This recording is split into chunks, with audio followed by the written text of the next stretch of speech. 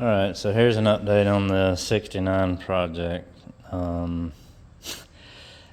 These trucks are, I guess the way they were made, they hold a lot of water in certain places, and those places rust really bad and just destroy themselves. So it's really been hard for me to get and keep motivated on this one just because of all the rust. I mean, and these trucks are, you can find them, but they're just don't, finding one in decent shape is difficult, even the Southern trucks. And I guess that's why I don't really mess with older stuff anymore. Like I've said before, when I was a teenager, I had a 66 Mustang, and it had the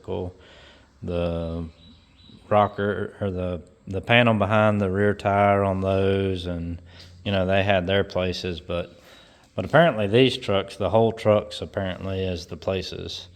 So this rocker panel here, I was trying to patch this thing, and then it's so bad up in here, and then this thing's gone. You can see where that's brazing, where someone had brazed the other rocker or something on there, and then right here you can see that looks like there was a spot weld there, and then they beat it off with a chisel, and it's all deformed and screwed up. And then you can see my finger, so that's awesome. And then it's just everywhere you look, there's rust on this truck, and that's just not what I do. It's not what I'm used to. I don't want to do it. I hate it. I'm not a paint and body restoration guy. I like to do turbos and make things better and work faster and whatever, but this is not what I signed up for. I mean, I didn't know this going into it. I don't know. Anyway, this is where we are with it. Got this rocker off, got the cab corner off back here, and there's some Bondo there, and rust everywhere. So these panels right here are, let's see, Auto Metal Direct or whatever. I have no idea how they fit, but you can see how wide this is as to how far up in here it'll come.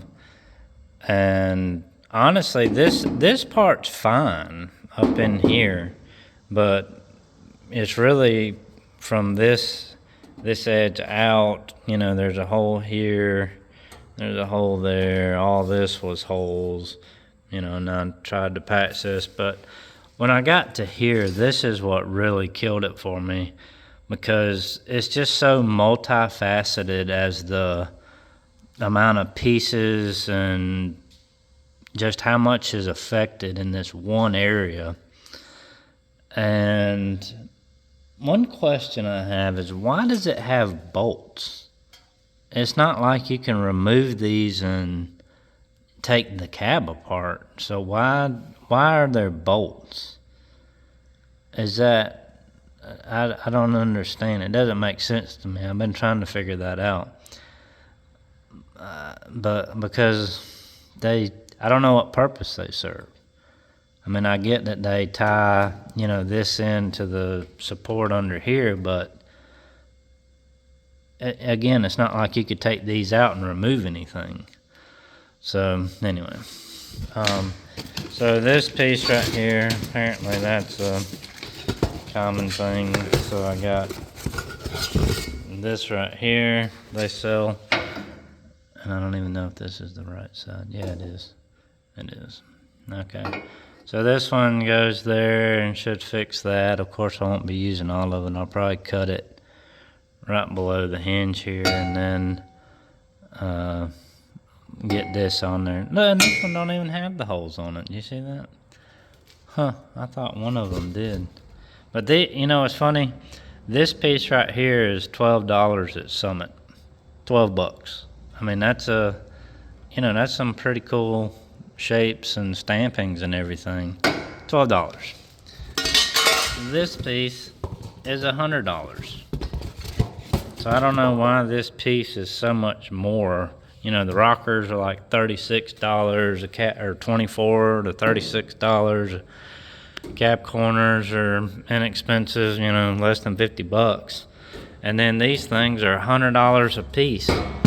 And let's see if this one, I thought one of them had the holes in it. Maybe I'm thinking of the holes in this panel right there. Let's see. Oh, this one doesn't have the holes either. So I guess they're not important. Or you have to drill them for the, maybe it would have cost $15 if it had holes. So anyway, what I'm going to do is I'm going to cut this off and then take these bolts out that do nothing, and then cut this, what is this, the inner rocker, cut it out and get it pulled up some to good metal, which, like I say, this is good metal up here, so I don't know, right here is kind of sketch, right in there. And well, of course, then, you know, the further you get up here, the worse it is, so I don't know. But anyway, I'll cut it. I don't want to cut the seat belt, cut up in there and have to deal with the seat belt bolt. Then again, you got bolts right here, which, you know, if you can look at that, you know that ain't coming out. And I patched this piece in because all this was rusted away, of course. And then back here, this was all rusted away. So the new panel, this piece will fix all that. And it's just been a nightmare.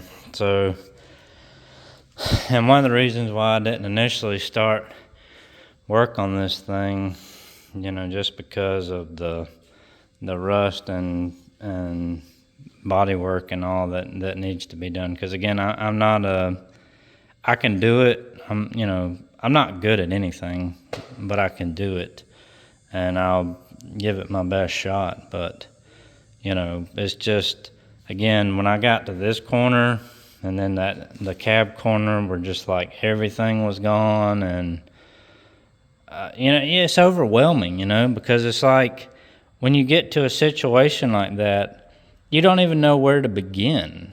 You know, it's like there's just so many pieces affected by all the rust, you know. So, you know, that's what, well, I mean, in reality, this is two pieces are affected, but, you know, because you got this inner rocker, this piece, you know, because surprisingly, this is part of this piece. So, you know, it's overwhelming to me because, again, I don't do this. That, you know, this isn't even attached, and then all this is completely gone. It's like, well, how do you begin? So then, you know, that's when I found these panels. So, you know, that'll get us back on track with that. Hopefully, you know, get all this dialed in and squared away, you know, and then it's not bad right here, but, you know, again, it's just the way these trucks were designed.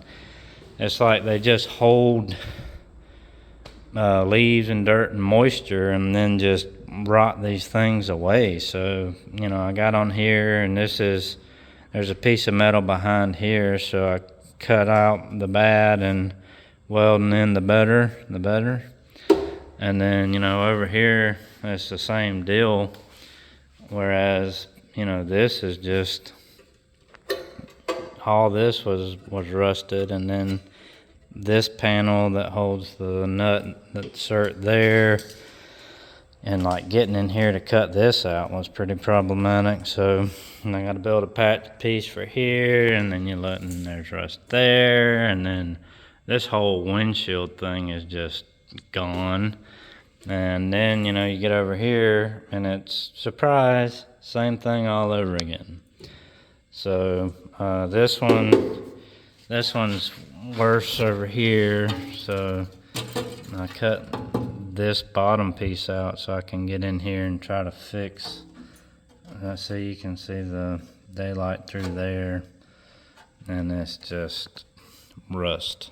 And then, you know, you can see right through there that that piece is completely gone. And then right in here, and just rust everywhere. And then the hinges are bad, so I got new things to fix those, new bushings and things. So this one, I don't think that one's not terrible. I mean, that's not bad at all. Well, right there. So I'll cut that off, get all this. I got the side inner for this one too. They tried to braze in a piece there. So what I got to do on this side is, for some dumb reason, they made it, this one ends up short.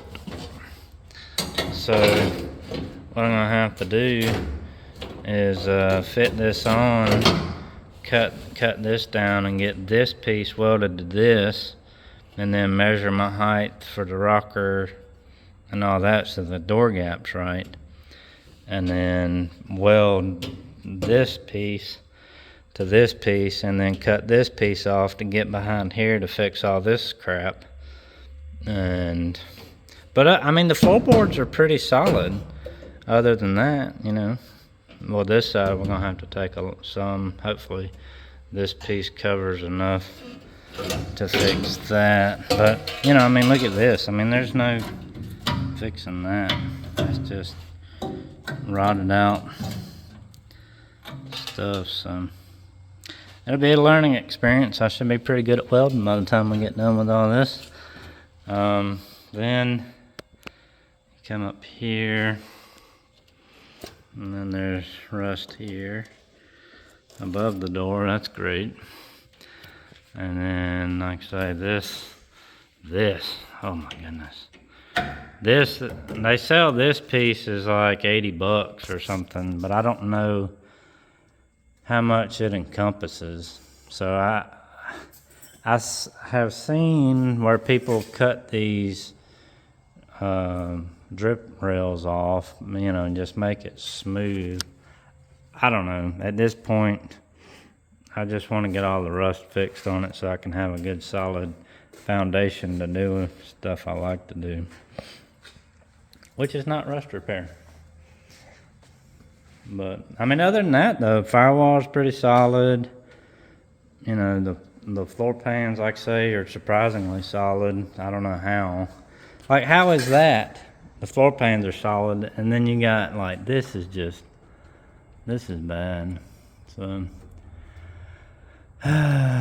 you know, it's like the old saying, you know, how do you eat an elephant one piece at a time? So, you know, I'm trying to stay focused over here and get this fixed, and then work my way around, and again try to get this cab a nice solid foundation so I can start putting things back together. And look, there's one right there. There's a rust hole there. It's great. And then the body work from these people. So this one right here, that was like looked like a screen door wadded up in there and then bondoed. So, but they did a good job cutting the hole. It is a nice round hole. They did good on that. So anyway, that's where I'm at on this one. Again, it's so hard for me to come up here and try to force myself to try to do it. But now that I have these panels, I think that will make life easier, because I think I can fix it, you know, with these panels. Because before, you know, I mean, that's garbage. I mean, you can see how warped it is, because you'd have to weld, you know, a little bit along and blow it off and keep the heat out of the metal. And you can tell that I didn't give a crap and just warped it really bad, because I didn't care. Because I was, you know, you're just so upset and trying to just cut and get pieces and weld it and fix it. And again, you know, when I got to here, it was like, I don't even know where to begin. Like, how do I just like cut this whole thing off, and what do you do? But like I say, I think with these new pieces, I should be able to cut more and just keep cutting. That's all you gotta do. You just gotta keep cutting and welding, and then eventually we'll be down to some solid material and can make a rust-free truck that will be LS powered. So anyway, I know at least one person asked about an update on this thing, and I have bought parts for it, and I have been trying to work on it, but like I say, getting the willpower and the desire to actually do it has been tough. But anyway, on a broader note, I got this was Brownie. If you saw the series or video thing playlist I did on this truck, this was Brownie that I built not this past December, but December before that. So bought this truck. It was a V6 four-wheel drive truck, and then rebuilt it, turbo LS, of course. This one only makes 650 at the tires. It's not that impressive, but it doesn't have the best turbo on it. It's got the cast VS 475 on it, and I think Varin told me 700 or 750, which that's flywheel, so I mean that's pretty much tapped for that thing. And it's a Gen 4 6-liter. This one has the Stage 2 high lift Summit truck cam in it, and it has the Trailblazer intake and drive-by cable, my favorite. So yeah. Oh, it's got a good transmission in it. This thing's got my old 80 in it that has a lot of billet parts in it, a D3 brake, and a 9.5-inch non-lockup converter.